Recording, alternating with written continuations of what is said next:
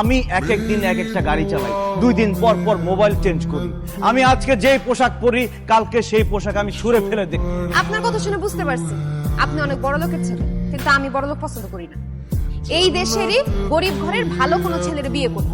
বড় লোক আমি দেখতে পারি না, বড় লোক আমার 2 চোখের বিষ। বড় লোকের ছেলে পছন্দ করে না, বড় লোকের ছেলেকে বিয়ে করতে চায় না, এই যুগে এরকম মেয়ে আছে নাকি?